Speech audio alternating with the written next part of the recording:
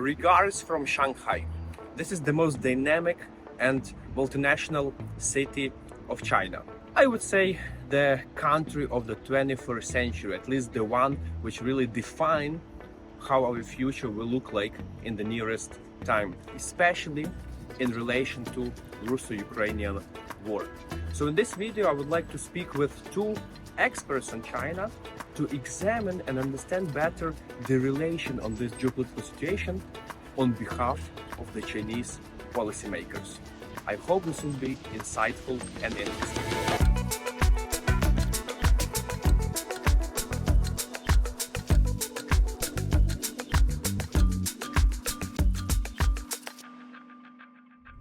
War in Ukraine is the single most important geopolitical event of the 21st century, which actually mobilized key players all around the world.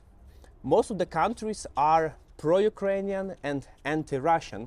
However, China, as I understand, is considered to be one of the, let's say, supporters, or at least those entities that enable Russia to do what it's doing. So guys, here I am joining together with Professor Lu. Hello. Nice to meet you. Nice to meet you. It's a pleasure, and I think we have a very unique opportunity to speak about the Chinese point of view on the war in Ukraine, having you here, because it's a rare occasion, I would say.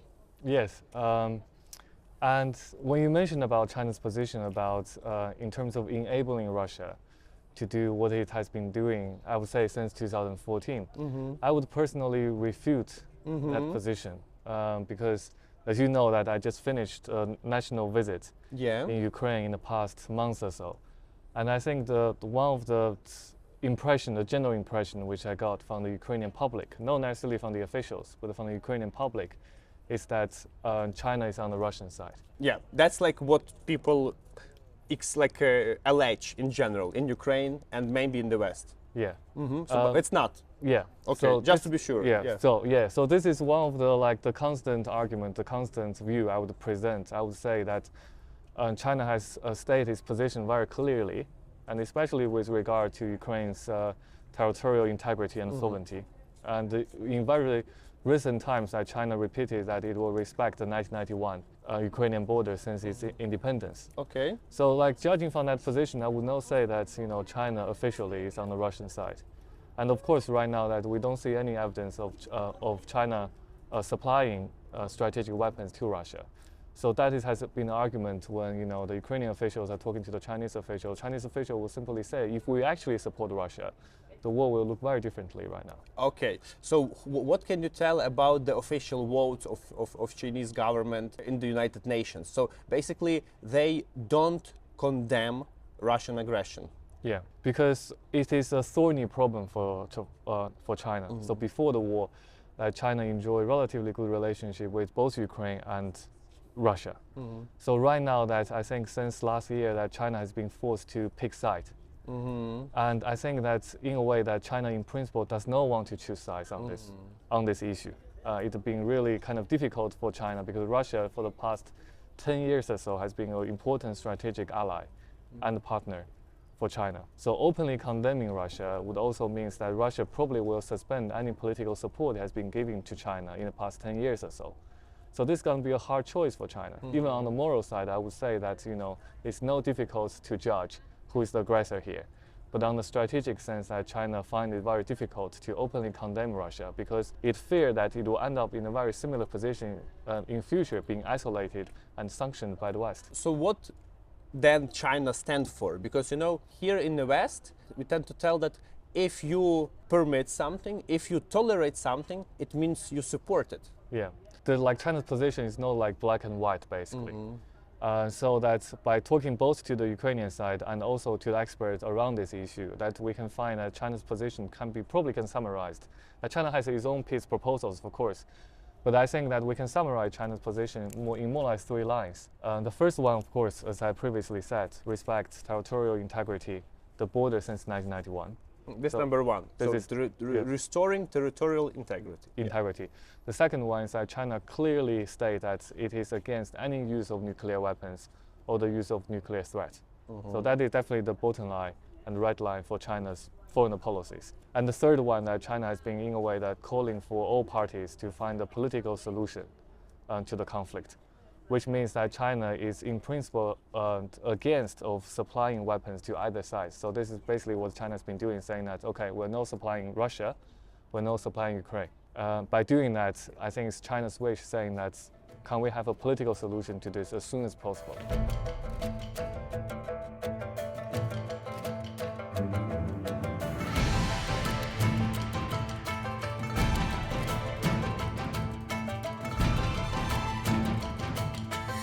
I would like to develop this topic and provide maybe another point of view.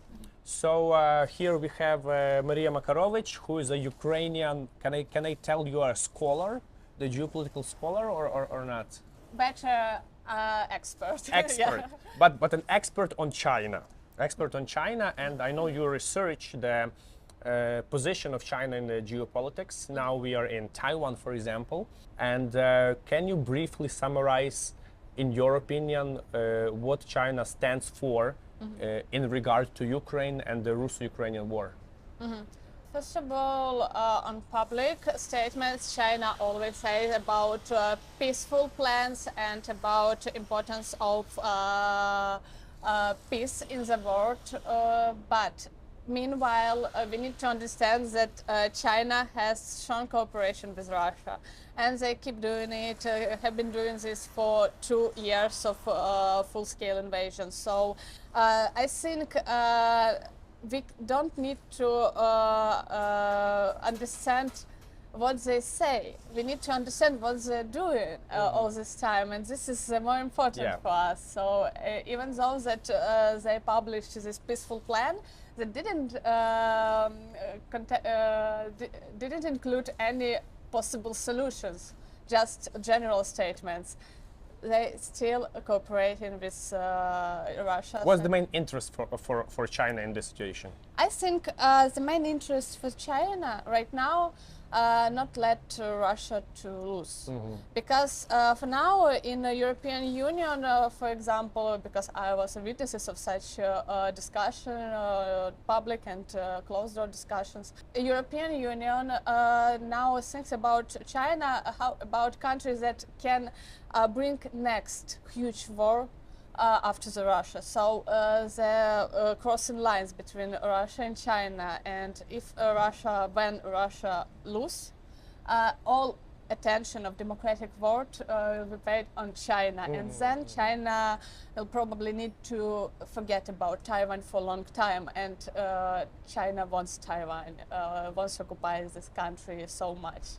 That's an interesting approach. You know, like I thought it's more about being mostly interested in trade, because this is still a powerhouse of the entire world, and the more problems, the more turbulence are there in the world, the worse is it for business. So, like, I mean, if China wants just to keep things down, to continue trading, that's one option, but that's a very good point that this is like Russia is a buffer zone of authoritarian regime. Yeah.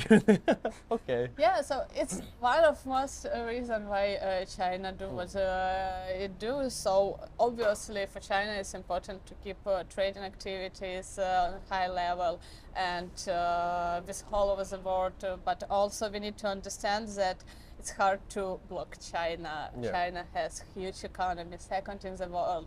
So we couldn't even block Russian economy from the world market, because even with sanctions, only with the all reduction of trade activity and sanctions, we couldn't block Russia from the world economical scene. But with China, we will not do this also. What political solution would Chinese side offer here if there is fighting happening on the Ukrainian soil? I think it's very difficult for China to come out with a proposal right now that can be both accepted by Ukraine and by Russia. Of course, what China right now probably want is that we can have a ceasefire and then start a negotiation right now. But from my talks with the Ukrainian officials and also with the Ukrainian public, this is a position which they cannot accept. from their perspective, which is very understandably so, that they would think this would simply give more time for Russia to prepare for the next steps of aggression. So in a way that I don't think that China or any external actors can persuade either Russians and Ukrainians to have a ceasefire at this very moment. Eventually, this is a decision that is entirely up to Ukraine and also to Russia. We are now in Poland. Yeah. And just a few days ago, you were in Ukraine, where Yeah. you spent, as I understand, up to 3 weeks. What have you seen there? Where did you go? So while I was in Ukraine, I was in Kyiv, the capital, and then from there, Kharkiv, Odessa, and Lvov, and then now I'm back in Poland again. I've been seeing many things, I would say. I've seen, when I was first in Kyiv, it was a busy city. There was traffic which I did not anticipate in a conflict zone, basically. And from the surface, everything looks very normal. And then during the night, you have the air alert, of course, to remind you that you're currently still in the war. But it wasn't when I really traveled to places like Bucha and later on to Kharkiv and to Izum, that's really close to the front line. I kind of realized the brutality. When I left Kharkiv, I thought that I would be in a relatively safe place by returning to the more western side of the country, to Odessa and then later on to Lvov. But actually, the most dangerous encounter I had was in Odessa, in the city center, because after the canceling of the Green Deal, the Russian troops started bombing Odessa. Yeah. And then I remember when I booked the hotel, that's under the guidance of my Ukrainian friend. They said that you should be based in the city center where you have the old town. It's all residential area and it should be safe. And in the daytime when I arrived in Odessa, it is a very lovely city. And you have a lot of tourists there and there are a lot of celebrations going on until midnight. And then of course around 1 or 2 o'clock, that was the air alert. And there was some kind of distant bombing at the very beginning, but then I heard this really loud explosion. And of course, I packed my stuff and then ran to the shelter, which I did not do actually in Kyiv. So like you felt threatened, yeah? Yeah, definitely. I mean, of course, you kind of read it on the news, but then when you actually feel it, the explosion next to you, this is completely different. And then later on, I received on news saying that they bombed the church, which is in the city center. And I look at it, it's actually about 400 meters from my hotel. So in a way that this is probably as close as you can get to a war experience. And survive. And survived, luckily. Yeah. Luckily. That struck me a lot because I kind of, yes, I talked to my Ukrainian friend, but it's on that moment I kind of felt that this is what they have been through last year. And then, And Odessa is a relatively easy example. Exactly, Yeah. exactly. Yeah. Not to mention those people actually in the East. So I can imagine now and relate in terms of the mental pressure that can put onto you. Because the next day when I hear the air alerts, my whole physical kind of reaction is very different in comparison to before. I can elaborate here. So you met in Lviv my wife Marta. Yeah. And last year we were visiting a few international conferences where we were talking about Ukraine. One of the conferences was in Croatia, which is our great supporter in this war. And there we stayed in a hotel. And Croatia is a coastal country, so it's by the sea. And like in the very morning, we heard the sound like this. Yeah. And we just jump, and we don't know what's happening, but this was actually a seagull. Yeah. Just screaming, So it goes beyond like psychologically for many people. Still, like I have nothing to complain about. I'm based in Lviv, and you've seen what happens in the east, basically, right? Yeah. So let's take like this particular attack on Odessa. Yeah, some things are possible to explain. The grain deal was over. Russians decided to hit the storage of grain, damage port infrastructure. I mean, okay, like they are not happy about this. Let's stop it. Let's bomb it. Why the heck did they attack a church in the UNESCO heritage area? Exactly. So this is the part which I cannot understand at all. So the next morning when I was, I got up, I put my stuff back in the hotel, and the first thing I did was going to the church. I want to look at that, because sometimes people say that when you have a bombing in the residential area, you have military target nearby. But the church, they have literally just squares nearby, and it's all residential buildings. there's no justification, no rationale for me to understand that why would you bomb the church except to threaten the population, to terrify the population. So, I mean, nothing can, after what we experienced, nothing can threaten Ukrainians. Like, you probably you've probably seen it. Everybody is just like so pumped. Like, we're not going anywhere. We are fighting. We are resisting until it's over, until we are dead. You know. So this is like how focused the Ukrainian society is. So, and I want to like emphasize on that with the detail I witnessed the next morning, because I was there quite early. I would say 7:30, around 8, quite early in the morning, and I already saw hundreds of volunteers in front of the church helping cleaning up all the glasses on the grass and also on the road. So it was that moment I feel the unity and solidarity of the Ukrainian society in face of that threat. Absolutely, and, and I saw like people bring their like 3-year, 4-year-old child with them to witness this and also to help around. So so that is the moment I feel exactly what you're talking about. That the public will not be threatened, rather that this completely united them. So when you see this, how can you tolerate?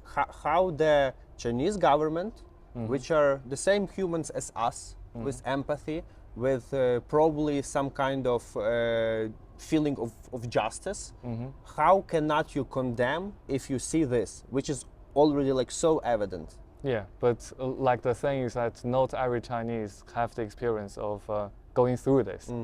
For me, like this experience is very naked, it's right in front of you. I can get that instantly. I mean, I got that last year already, but this, of course, gave you a reconfirmation about what is happening in Ukraine. But unfortunately, that when the conflict, when the wars are happened far away from us, there is a sense of detachment. Of course. Yeah, it's just like in Europe when people talking about Palestinian conflict, when they talk about war in Yemen, it is almost like that in a way. Somewhere far away. Somewhere far away. So what information do the Chinese population get about war in Ukraine? Well, we have the state media who are right now reporting from both sides. So you have the state media journalists right now based in Kyiv, in Lvov, and you also have the reporters from the Russian side reporting from there. But the state news are relatively neutral, and it won't bring out the very human, emotional side of the things. And in addition to that, you have the social media. So you have like way bloggers who will be posting about news in Ukraine. There are people who are actually right now based in Ukraine, Chinese people who got married to Ukrainians, who used to run business in Ukraine and decided to stay rather than leave after the war broke out. So those are the major information sources. And as you can see, that they all, of course, you have the Russian state media, also very strong in China, and it has always been the case in the past 10 years or so. But in comparison, we don't have a strong Ukrainian state media presence or private media presence in China. Well, I kind of understand that it is not in a way the major focus for the Ukrainian media to in a way spread the news there. So there that we have seen that more grassroots efforts. You have the Ukrainian sinologists who have been translating the Ukrainian news to Chinese and then try to spread that in the the Chinese media. So what you have received in China in general is very polarized and very contrasting stories about what is happening. So you don't have the in-between. You don't have anything in the middle. You only have either the Russian sources of news, either the very pro-Ukraine and then from the way bloggers or from the translations of the Ukrainian state newses. What would be an example of this transitional content, of this, what can actually fill this gap, in your opinion? I think that to fill in this gap, that my idea is of course to have more Chinese reporter, journalists, and also probably media people in general who actually come to Ukraine and report the country from the field. I think by interacting with the people here, you can actually get a sense of what is actually happening here. And one of the really touching thing about me traveling in Ukraine is that I understand the general public assume that as a Chinese, you are more or less on the Russian side almost. But I did not face throughout my travels any kind of aggression or any kind of harassment from any of the Ukrainian public. And they would always politely ask me that's what is my attitude in the war first, Yeah. before they kind of elaborate on their experience and emotions. And I think that kind of reserved reaction, even until nowadays, is kind of what I respect a lot throughout my travels. So when I was in Ukraine, one of the, like, there's two major questions I would get from my Chinese friends and circles. One is that, is that safe? Will you be like, you know, bumped every day? And the second is that they really worry the Ukrainian people will be unfriendly to Chinese after last year, basically. So we're asking that, did you face any difficulties? Were they actually still talking to you? Were they actually just refusing talking to you? So this is the part I want to reassure in terms of any kind of future visitors. Yes, all the experience I've received are extremely friendly. Okay, that's nice to hear. You know, like with my Chinese colleague, I received a very interesting idea, is that Western societies don't underestimate that the Chinese society, which already grew into the substantial middle class, actually have much more impact on the decision making on the top than we think. So my view is that if we are able to knock the door of the Chinese society, maybe it will lean a little bit the decisions in the party. Do you think it makes sense? I'm not an expert in Chinese society, but I can just provide you with my personal opinion about this topic. I think that it will be hard to perform such activity, because in China they have separate internet, separate messengers, and even a VPN will not help you to go outside or inside their informational space. State has huge control. And all internet sources and all informational sources, so that is why it will be hard to reach the society, Chinese society. And this is where I believe that Taiwan can step in, because both societies speak the same language, Mandarin. So if there are like some good materials which really touch the heart of a Chinese middle class people, you know, which can be produced here, this might actually affect things at some point. So because, you know, like if you have the culture and language, this is something that you cannot really block, and there is obviously a limited flow of information, but still making it in the similar like language sphere actually might have an impact. And here I tell, not, you know, being so radical, just like, you know, make China condemn Russia, like obviously that would be great, but which is not possible at the moment. But however, at least limiting some kind of support that China is providing to Russia, which will lead to weakening Russia. So that's another like thing I'm trying to figure out how to do. Actually, I still have some doubts about this thesis that Chinese people have bigger influence on the Chinese state than we think. But I think that now Taiwan is too busy with preparing their defense strategy and also defeating propaganda, Chinese propaganda that they have here all over the Taiwan. And I don't know if it can influence or no, but even though that in Taiwan and in China they speak in similar languages, they have a lot of difference, especially if we are talking about writing absolutely different characters in two different countries. In China they use mostly simplified Chinese. In Taiwan this is traditional Chinese, much more harder actually. So I'm not sure that Chinese people will be able to they will be able to read it, but how they will feel about this when they will be sure that this is Taiwanese information. This is not something internal, this is Taiwanese information. Well, may I ask how easy or how hard was it for you to get into Ukraine actually? Like I assume you had to apply for a visa, Yeah, so do the paperwork. Yeah. So actually, for the Chinese business community, they have started returning to Ukraine in the second half of 2022. So they all come here through the kind of like the business visa, and I came here under the invitation of the Ukrainian institution, as more of like a reporter here. But to my surprise is that when I was in Kharkiv, I was talking to the rector from the Kharkiv University. And the Chinese students has always been one of the large base of the overseas students there.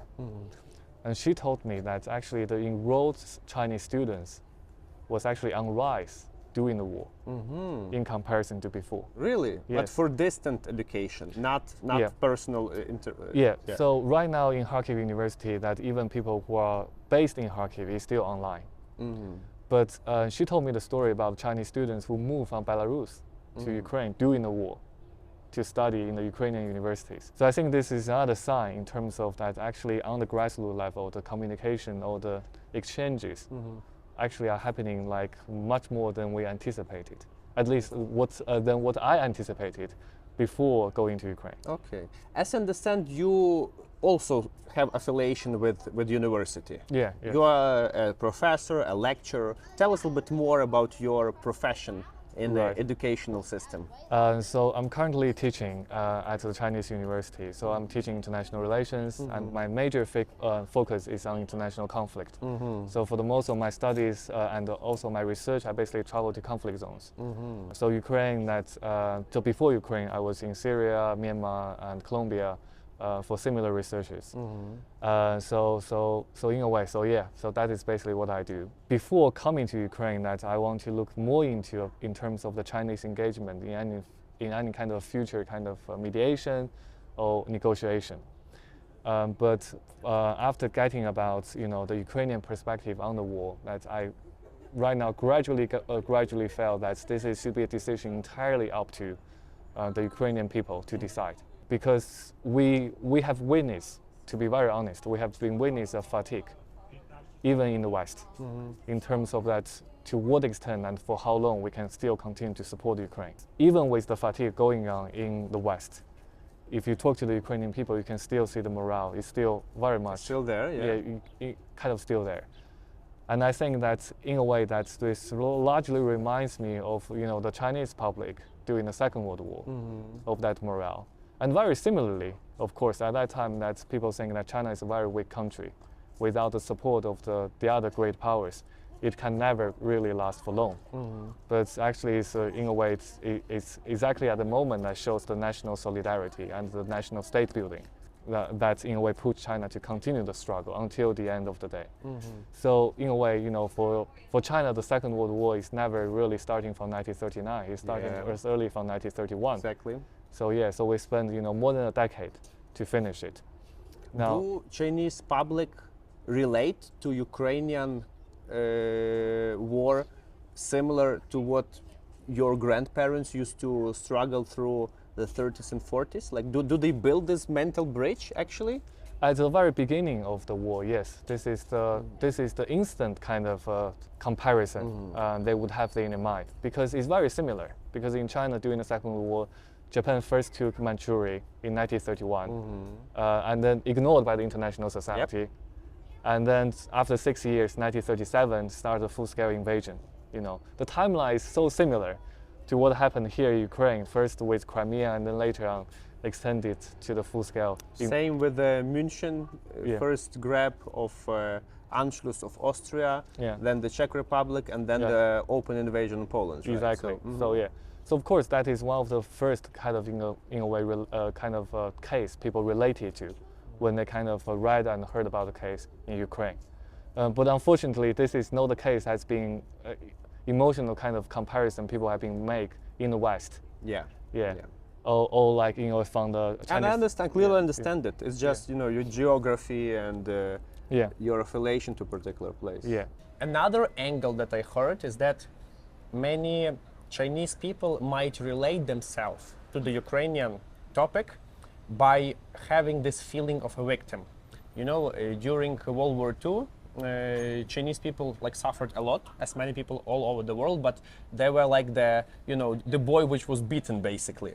So because Ukrainians are in this position of a clearly position of the victim, many Chinese people can also feel, maybe make this kind of association, to be the underdog in this sense. Do you think this is something what might relate to? Do you speak now about Chinese people in China or Chinese communities outside? This is inside. Because in China also they have they use all narratives, Russian narratives about Ukraine to talk about the war, about the Ukrainian history also, and that is how the Chinese mass media describes the situation for Chinese people. So I am not sure also about the situation. I see you're very pessimistic. You're very pessimistic. I'm realistic. Okay. Sometimes people mix this. So can we make an outcome that China is the best ally of Russia in this confrontation? I think, yeah, the biggest. The biggest ally, yeah. China doesn't do something that couldn't be beneficial for China. But the fact is that China helps Russia to keep attacking Ukraine with equipment, with informational, and probably with weapons. But for last year, we saw maybe 5 or more different investigations all over the world, and one common thing among all these investigations that China helps Russia. Can weak Russia be beneficial to China somehow? Depends. Weak Russia, weaker now, beneficial. Weak Russia and to lose the war, probably no. So like if we go here like really nasty and like imagine a scenario of a dissolution of Russia Federation, which is obviously a very fantastic scenario, but some people in the West actually consider this. Like what about, some reserves, natural resources in Siberia, which some radical Chinese might consider their ancestors' land. Like here we are going like really wild. Two of Socrates starts the war between each other. I'm not sure that I care about this right now. Yeah, for me the most important thing is to keep peace and safe place in Taiwan and restore peace and safe place in Ukraine. Okay, thank you very much, and good luck with everything what you do. Guys, if you want to learn more about what Maria is working on, I'm going to provide here your Facebook details and maybe some other useful links. And if you are researching the topic of Eastern political studies or in another relevant question, you are welcome to connect. Yeah, thank you for the invitation and good luck with your travels. 谢谢. Do you think China as a country can lean more towards supporting Ukraine? I cannot really say about the official stance, to be honest. But from the public sentiment, I did observe a shift basically from last year. Because from last year, I think at the very beginning, people do not understand when the war will end and to what scale of this invasion is. But gradually, I think it takes some time. Yeah. But gradually, people kind of come to, in a way, make senses of the very nature of the aggression. This is just simply invasion and aggression. There's nothing really else you can, in a way, to portray this in a better way. So I think that's at least among the public sentiment, people would actually more and more define this more clearly in comparison to last year. Yeah. Can it affect the decisions in the government? At this stage, I cannot tell whether it will play into a long-term effect. But I would say that if the public sentiment, in a way that are clearly, in a way, sympathetic to the victims here, it will be more difficult for any kind of official stance to have a radical change, so to speak, from this moment now. So I would say right now that the position is probably more stabilized. Now what we look forward to, of course, is that more exchanges on the public level between the Chinese audience and also the Ukrainian side. So I think it's really important for the Ukrainian stories. They have been quite well spread in Europe, but not necessarily to the global south. Not only in the case of China, but of course in the Middle East in the and global also south and so on, in African countries. I think there's a general kind of a perception gap or an information gap about what is happening. That's a good point. That's a good point. So, I welcome you and your colleagues to come to Ukraine. Yeah.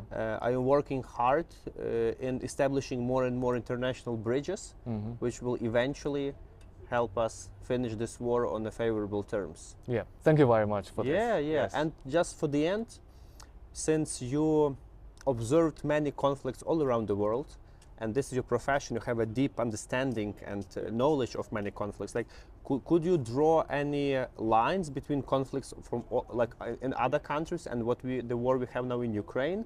Can you project the evolution of events somehow?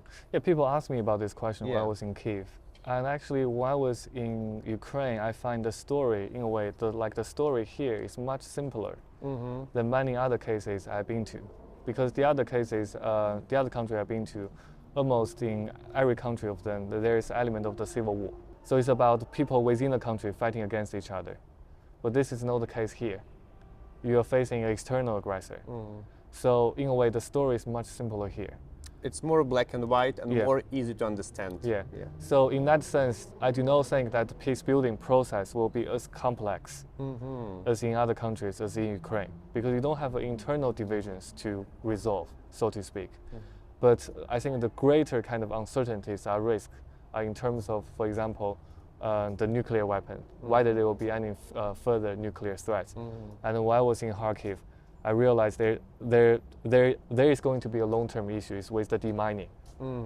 Yeah, because I received specific kind of warning saying that don't step on any field or grass when I was in Kharkiv. And even in Ukraine, even in nowadays, you still have like some of the mining accidents from the Second World War. And now with all the kind of that the mining in the east, this is going to take a really long time in a way to deal with. So those are in a way the more difficult part. But I think the easy part is that you don't have a civil war or the legacy of a civil war to deal with in future.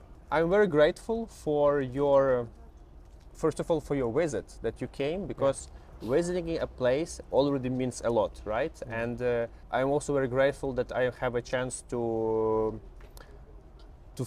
feel and to hear your points of view from a society where we don't have many contacts, actually. Yes, that's true. And I'm looking forward that we will establish our connection, and in general it will make our world a better place. Yes. Okay. Thank you very much indeed.